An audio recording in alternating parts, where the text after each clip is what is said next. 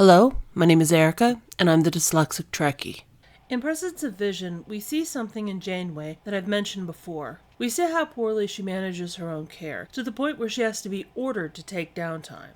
It's also an important episode on the path to Captain Janeway crossing the line in future stories. In this episode, Voyager finds itself under attack in the most insidious way. It starts off with Captain Janeway running around the ship ragged, trying to get a million things done at once. She's ordered to take care of herself, first by the doctor, and then pushed to eat properly by Neelix. She goes to the holodeck to spend some time in the Victorian holonovel, then, after, finds herself seeing remnants of the story around the ship. Cucumber sandwiches, porcelain teacups, then characters. The situation becomes more and more intense until Janeway turns control of the ship over to Chakotay. Once they finally encounter the creatures known as the Bothan, the issues Janeway has been facing seem to spread to the crew. Over time, it's clear the whole crew is becoming immobilized by the attack. Ultimately, Kes and the Doctor are the ones to save the ship, but Janeway confronts the Bathon once defeated, but it turns out he's not there.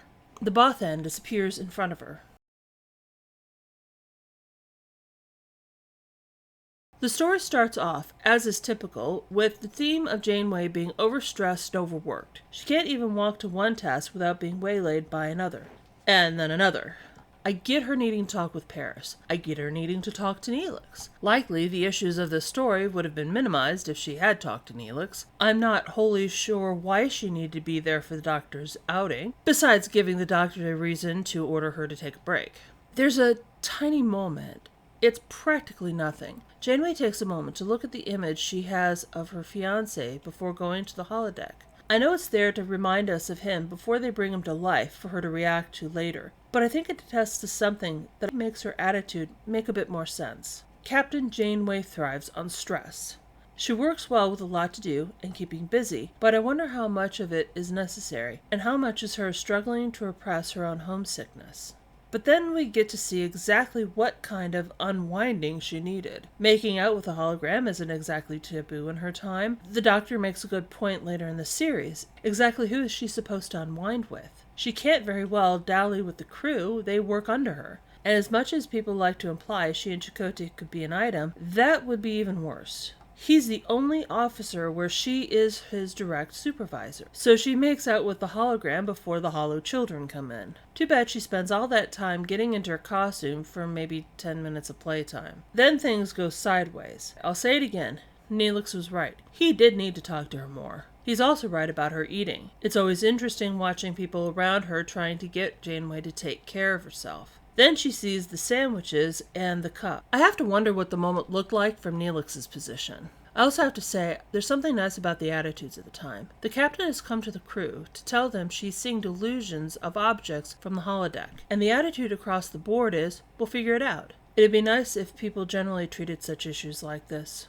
Jumping forward to Captain Janeway in the mess hall with Neelix, I have to ask, what is a Merc cake? I'm betting it's a Trekkie thing, but I'm also betting you don't eat it with your hands. It's not an easy way to find out. It's not the holodeck. I could go over every detail of the things Janeway sees in this episode, but it's really not the point. She sees her fiancé. Kes makes the image of the little girl bounce into Janeway's mind again, and then it spreads to the others.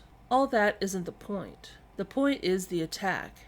It's an attack, as the Doctor suggests. It's not phasers on the ship, or hostile negotiations. It's something deeper, something more insidious, something much scarier. To take away someone's ability to identify reality from fantasy is one of the scariest things we can do.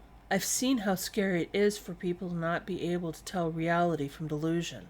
The thought of knowingly putting someone through that, to do it on purpose for gain, is horrifying. I can imagine when Captain Janeway relinquished her security codes to Chakotay, she thought her ship would be safe now. I can only imagine how scary it would have been for her to realize it wasn't just her, but the very people she was trusting to take over for her. Then, watching the crew succumb one by one until the alien finally gets to her. This leads to the moment I picked this episode for. Janeway kneels over the Bothan and tells him she doesn't intend on letting him prey on others. She suggests destroying his technology or changing his neural makeup so he couldn't do this to anyone else. I can't blame her for wanting to. Everything he did, to them and to all the people Neelix knew is horrifying. But everything other than turning him over to the nearest authorities is beyond anything the Federation would approve of. On the surface, Presence of Vision is a slow-burn psychothriller about your deepest inner thoughts coming out. Tom's fear of being a screw-up, B'Elanna's desire for something more, even Tuvok's desire to be home with his wife are all understandable. The idea of them being weaponized is terrifying. But underneath all of that is another dark truth. Janeway has grown as a captain, grown in ways that will eventually get her crew back home, but on the other side of doing that is doing what it takes to get there. In some cases, that has to mean bending or even breaking the rules. For the crew to survive the Delta Quadrant, Janeway has to walk a delicate tightrope between following Starfleet protocol and going beyond the codes and ethics. I'm glad she wasn't given the chance to break her ethics here, but here's the hard question. Would she have? Would she have lobotomized this alien? It's the only way she could have held him to get him to the nearby territory. What if they hadn't cared? What he did was outside their territory. Would she have been justified? When Sisko breaks protocol, he has to be careful. He knows he has to answer to Starfleet. When Kirk did, he did with the guidelines of his own ethics, but also knew he did have to answer for it. Janeway doesn't have that leash. This is the first time we see her tug, and there's no one there to hold her back. Thank you for watching. If you like this subject, please like, share, and subscribe. If you have any thoughts, feelings, or ideas on this subject, please share in the comments below. Again, my name is Erica, and I'm the Dyslexic Trekkie.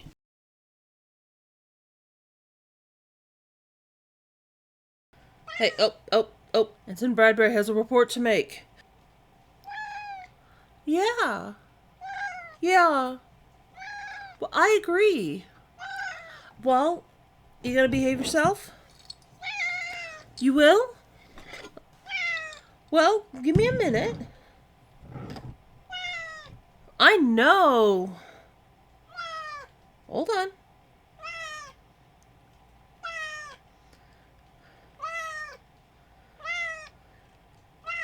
Hey. Really? Yeah? It's a very important message. Yeah? Right? I'm so making this something.